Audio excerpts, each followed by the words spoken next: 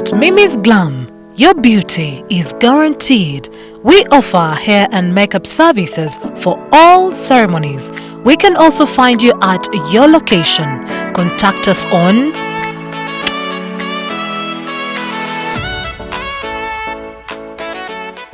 abadde ateekateeka okwanjula embaga oba omukolo omulala gwonna sooka owulirize bino ng'omukolo gwo tegunnafuuka gwa muzizo ng'abagabo b'emulema ku nnakatansi so okutali minyonyonto ekibiina kitokiya group kintumye enkubbireko nti be bokka abayinza okuluŋŋamya omukolo gwo gwe wamma n'ogweyagalirako ng'ekijoli ekisimattusa oluka batokiya group bazze n'obukugu mu kuwoomya olulimi Oluganda n'Olungereza nga buli kanyomero ku mukolo bakafuula kitonto gumbya kubanga bwe bakwata busoomo okulambika tebabavaako nga temunnatyabulaga mukadde asanze ennuuni y'olusuku mu lw'entemera bakubireko ku nooti 7 nooti 2 7 nooti 754 oba ku nooti 7 nooti 5 nooti 5 nooti 424 oba ku nooti 392 nooti 121 weewale kakyali okukunenukira ng'omutyuma gusegulira entajja.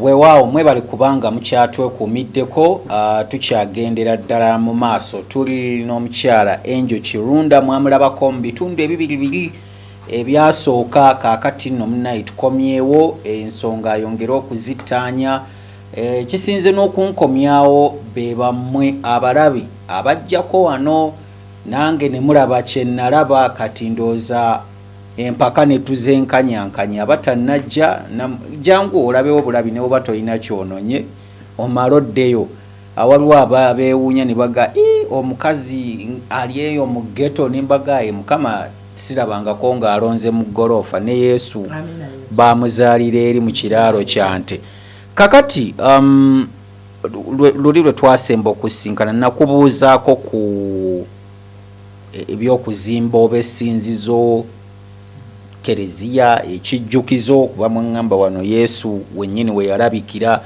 enteekateeka ezo ziri zitya?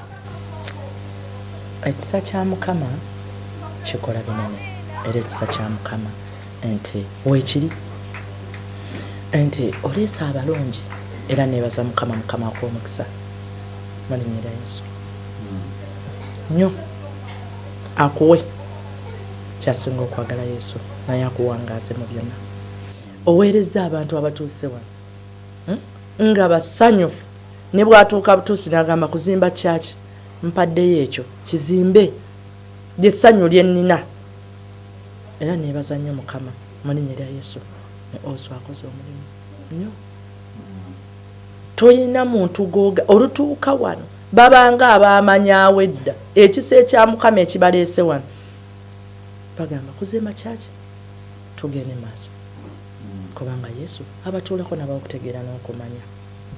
Yes. Amanye ebintu bino bye mukola n'ebyamwoyo byabirina engeri gye byatabuka mbiraba nnyo mu bannaffe abalokole oli akwatibwa obujja ku kirabo kya mwoyo Mukama kye awamu ne tolina kutya oku. Okutya nkuyina kwabo bemmanyi abali so close enti mwoyo mutuukirivu abaluŋŋami kyenema okuleeta ekyo kuba bwe baseseetuka ne bava ewali ekisa kya Mukama ne baseseetuka ewali okwagala kwe waliwo ebyo ebijja okujja mu bulamu bwabwe nga baseseetuse ate ekisa ekikubuulira kino n'ekitini bwe kitebe kigenda kubaawo oba kino weekiri oyina kunywera kyo weekiri enti Mukama oli ne bw'aba nga tayogedde nange ne mutunuulira bwe bati Yesu akyogera nti oyo akulinako effutwa ate ne nnyongera nze kwagala nnyo kati ate lwaki tanyiigira Mukama eyakuwa ki enti mulungi akebera mitima munda n'amanya obulungi bw'omutima ogwo tonnafunayo bantu balinga ggwe abatandise okunyiiga oba oli ayinza n'okukubira essimu naga gwe oyagala kati bantu baffe bajje eyo. Mukama ekyo takimpadde olw'ensonga buli omu alina waasabira era buli omu alina waatendereza Mukama buli omu asigale gy'asabira. It is good Mukama agamba ente beere wantu w'olyanga yo comfortable. Bw'otuuka wano mami Angel n'asaba Mukama n'akuwa ky'oyagala. Mutima gwo gukoze ekisaa kye kiri munda mu gwe ky'otegedde mu bulungi bwa Mukama kikoze. Kye kitusabisa ebiseera ebisinga obudde obutategeerekeka obutali nti 10, 11, 12. Kola ekyo ky'oyagala Mukama akuwe. Kuba nkimanyi Yesu bw'atuuka mu kifo n'akola ebinene byekola byokka kubanga ye ekisaa kye kibeeramu. Bwe yakuleeta mu kifo kino kirina enjawulo. Kirina enjawulo. Bawulidde ne balaba ne batuuka. N'agamba mpaddeyo ekinaazimba n'omulala. Ekyo tolaba nti kisa kya Mukama. Naye ng'era bwe nkyayogera ku nsonga eyo, abalala ate tebatandike okugamba kati ono alabike ekisa akikozesa kubanga afuna nsimbi, ebintu bwe bityo. Omanyi abantu boogera kati olw'ensonga nti Mukama akola ebinene. Enti Yesu agamba nti gwe emyaka gyo oba ogitunuulira gye gikola ebyo oba gye girina okukola ebyo, singa ndi walala nnyo. Naye ekisa kya Mukama kikutuuza okuva ku makya n'otuula ku bantu 30, n'enkya n'otuula ku bantu 20, bantu olunaku 250 oba 60. Naye Mukama agamba gwe emyaka gyo gyagala ki birala. Naye kati Yesu yayagala ekyo kyayagala, yayagala. Kati mu bufunze ekyo kituzaayo mu byawandiikibwa mu 1 Corinthians. Yesu waayogerera nti oba nti abaweereza munaalyanga ku buweereza bwammwe. Nedda. Kuba nti wali mu Bible yagezaako okutegeeza nti kati gwakutadde wano takuwadde mulimu mu ofiisi nti onoofuna omusaala. Kitegeeza wano waakutadde nti oyina ate kulyera ku buweereza bwo. Obuweereza bwa Mukama kye kigambo kya Mukama. Ate obuweereza ge mafuta agali munda mu ye. Ye obuweereza bwe kwe kwagala kwe. Era obuweereza bwe yagabirira ekyo kubanga ye byonna. Takugamba kutuula kulya ekyo ekitali kikyo. Takugamba kuweereza kulya kyoyo. Akugamba kanisa ezimbibwe, balina obutebe bwe batudde, abali ebweru abalindiridde batudde bali bulungi, si kulya kusitula. Ekyo kyayagala kisituke naye nga yakisitudde. Amen. Abantu abalala abamanyi nnyo oba beefuula oba bamanyi simanyi naye abalowooza nti ebyawandiikibwa babitegeera nnyo era ebyaba prophets bino babimanyi nnyo n'okulagula, bagamba nti oyo omukyala bw'abanga ddala mutuufu, lwaki byayogera tabyesigamyayo ku kyawandiikibwa? Lwaki ayogera bwogezi nti gwe tolinayo kyawandiikibwa ky'omanyi? Bwe yali ajja okuyimirira nti yagenda mu kyawandiikibwa n'akiyimiriramo. Ate Yesu bwe yeeyoleka wano teyakuba ssimu. Ate Yesu bwe yeeyoleka wano ekisa kye kyeyoleka. You cannot believe it. Omusaalaba ne gweyoleka. Tegulina ssuula mwe gwava. Ne gweyoleka. Nze tunuulidde ekintu ekyo. The name of Jesus Christ. Scriptures, the super scriptures, azimpera in space. In space nagamba Isaiah. Nagikusomera nagamba genda osomera. Kati when you tell me to go to Isaiah nga tanandagira, nze nina menta. Nga bw'obeera ne boss n'ogamba nina boss wange, nina omukulu Yesu yandagira. Kati genda mu Matthew ne tubikola Matthew nga bwaŋŋambye weewo. Kati tosobola kugamba muntu nti genda mu ssuula nga nze nina omusajja oli bamuyita Yesu ayogera ne kiba ye menta wange. Menta amala kwogera. Yes. Naye nga gwe ng'omu otuulako eyo Bible n'ogisoma oba olinda oli? Bible gikwata bwe bati ne bwe ngitunuulira bwe bati agambira genda osome ekyawandiikibwa bwe kiti. Genda mu Matthew, genda mu John. Scriptures zentera okusoma Matthew and John. n'avaayo n'atugamba genda mu revelation atwalayo mu scripture era waba ngamba okugenda mu revelation agamba the rider, the coming of Christ. Ayogera ku bulungi bwe, ayogera ku kujja kwe, ayogera ebyo.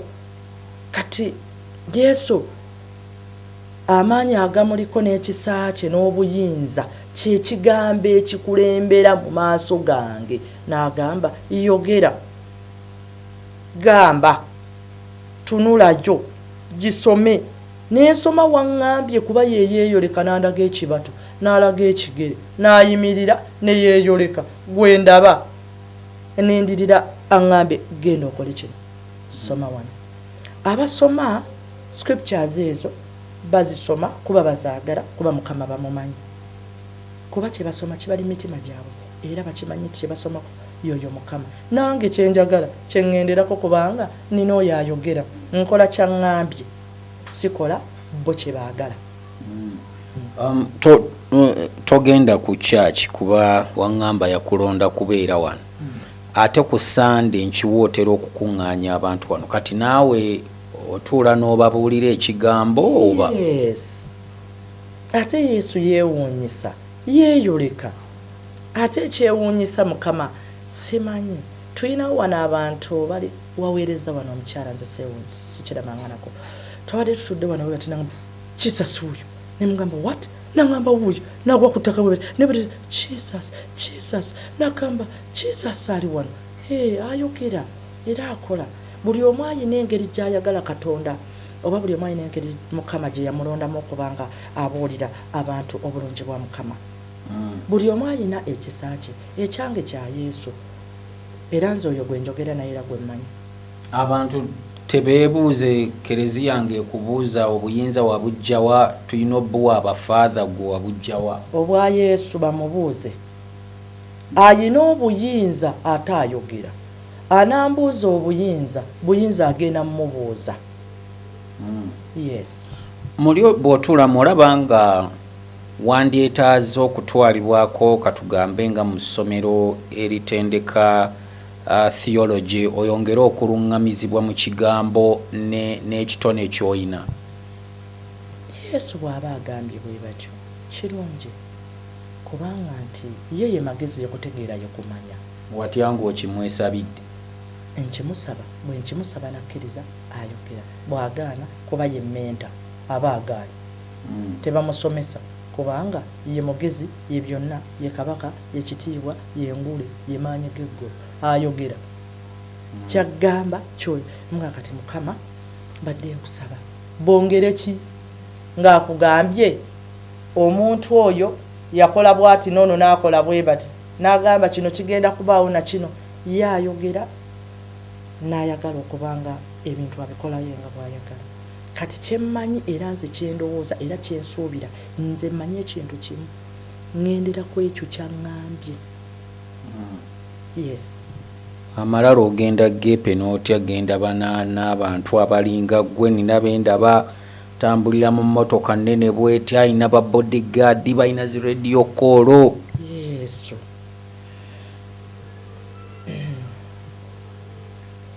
Yesu mulungi, okumanya Yesu mulungi. Ebyo bye yasooka okundabisa. Yesu, ewali Yesu waliwo ekisa ekikutuuza awamu, n'omala omwaka mulamba nga tofulumyeko wabweru. N'emmotoka n'ogitunuulira ng'olaba si mmotoka, kubanga byonna bibye. Ayagala obeere n'amazima amalala. Yesu ago sigasuubira kujja. Abantu bagamera n'atuuka wali naga, kati mwenna nze mbagamba Yesu by'ayagala. Muŋŋamba ki? Yesu yayogera by'ayagala. Notandikira nno ddala ssebo okweraga nga kaweesa bwenzija wano ne bukamera bwange nga Osura ye secretary, ninosooka mukubira essimu ambuuze did you make an appointment? Atampandiike mu kitabo ndi wa mwezi gujja. Yesu. Amina. Ng'okufuna ennamba y'okukukubira kasimu Ekisa kya Mukama kitutuuza wano ku bantu b'osindise wano paka ssaawa emwezi ekiro nga nayingidde muno ssaawa 3 n'otuula paka bonna we bagwayo. kuba ekisa kya Mukama kyagala obeere n'obukkakkamu, amazima gali mu ye, ekisa kiri mu ye. Ebyo byonna bikuleeta okugwa. Mukama yabigaana. Yabigaana. Ekinjogeza bino byonna ndooza nange Mukama alinga ngamba munjokeza akabuuzo kano kuba ndooza oyinza obutamuwa ggwe ansa ngolola ngambe nti bw'ali kibuka oba ontemerangayo mwana wange n'oba omusindikira. Ekisa kya Mukama tekijja kunkyusa. Gyenvudde nabeewo. Ate Yesu mulungi ayagala tunywere bunywezi, ayagala ekigambo kiveeyo, ayagala ekigambo kye kiveeyo, amazima gaveeyo, ag'obwetowaze, ag'obukkakkamu. Kati omunaku bw'anajja wano n'atula n'agamba munnange akamere leero tetwalidde, akamere ke batalidde nkamanyi, onoomukwata otya? Olina okuwuliriza n'omugamba Yesu leeta, aleeta kuba ayogera byonna n'abikola. Olina kutuula n'onywera kubanga ebirungi biri mu ye. Bw'anaaleeta ebirungi ebiri mu ye byebiki? Yagamba ebirungi ebijja by'obanga osaba, kanisa ezimbibwe otuule. Ekyo plan eyimiridde etya tutandika ddi? Yesu akole kubanga Yesu asobola. Mukama alina ebintu byakoze byesobola nakwogera kubanga Mukama akoze ebintu. Ekisa ekya Mukama ekikukozesezza ebinene kiriise wano bw'otasobola na kusuubira. Era ne bakola ebintu nga zze kutuula musabira n'asituka bwe bati nga yakola omulimu mu kyaki gundi n'agamba kati nywedde. Tonza amiina mukulu kaweesa Mukama amuwa omukisa yakusindise oyo yennyini. Naye nga abantu abo Mukama abatuulamu nabo okutegeera n'okumanya ne batuuka okwagala kwawo ne kujjula wano. Nnyo. Naye nze Yesu yansindika kukola ki wano? Buweereza anti oli mufaada. First time nga wakatuuka nga tonaba nakwogera kintu kyonna. Yesu n'angamba muŋŋambire muweereza era obufaada oyo munnange obufaada bwange bwe yatuuka wali yakola atya? N'oŋŋamba kyambalo n'enki mukasukira waawo. N'oŋŋamba Yesu yakiŋŋamba akigambye y'oyo ayogera. Ekisa kye ne kijjula. Bannange n'agamba oyo mufaada oyo muweereza. Obuweereza obumanyi buzza okola ebiseera byonna era lwaki akusindika mu buweereza? Omuweereza agenda wali buweereza. Yes, era akusindika wali buweereza kubanga oli muweereza wa Yesu. Abantu balina kwegamba ekimu ku byotwansalingidde wano nga mwoyo waali kyekyokuba nti kye baali babuuza ne mu comments luli oprofesayinga ku Uganda n'ebifaanana bityo. Ndooza ekyo kibawaddeko answer. Solution ku bizibu Uganda byeyolekedde byoyogeddeko wano byesaagala nnyo kwogera. Ng'oggyeko okwegayirire egenda kubeera etya? Yesu waali waliwo okwegayirira okwensi naye eri erinnya bwe lituula ne liggumira lifuga byonna. Liwanirira, ligabirira, lisumulula ate linyweza. Ajja kikola Yesu kubanga obulungi bwakyo bunene. Ensi eno nnungi. Ennimi z'abadde akwogezaawo osobola okubivuunula kati n'obinnyonnyola? Gandidaha katan yugara kafi irusay kantra warfol warhaf ukafe an katan yutar pratanta aganda and arab gatsa arab provide. Sisobola. Ekisa ky'ennimi bwe kibeerawo kwe kutegeera ku bubaka bwa Yesu. Ate kati tugutegedde oyogedde oba lubadde lwawala sitegedde. Yesu kwegamba yekutegeera yekumanya enti Mukama akola ebinene ate ayina ensonga Yesu lwaki akola ebintu ebyewuunyisa. Alumanya aluwulire. Omujwa aluwulire. Omuyitala aluyaga. Yayogedde kufu. Yes. Mukama agamba kibawo okukkiriza ebintu bya Mukama, ebintu bya Yesu tebibeera mu ssente, ebintu bya Yesu tebibeera mu kintu kyonna, ebintu bya Yesu bibeera mu kisaache na kunywera. N'onywera ye Yesu n'akola kuba bw'akola wanirira. Bw'atuuka ekisaache okukola kisumulula ne kikola ebinene ebyewuunyisa amawanga. Zeeze ennimi ezoogerebwa zitya yayogera. Yeyo profesi gyawa ku bantu abajja wano bw'atyo bw'ayogera. Nti ebirungi ebiri mu ye bw'atyo bw'agamba. Nti amazima agali mu Yesu bw'atyo bw'asumulula. Nti Yesu kubanga mulungi yazaalibwa obulokozi obuli mu ye kyekisumuluzo ekisumulula amawanga. Okwagala kwe ze nnyonza ezo eziyimba amaloboozi ag'obwakabaka obw'eggulu. Amina.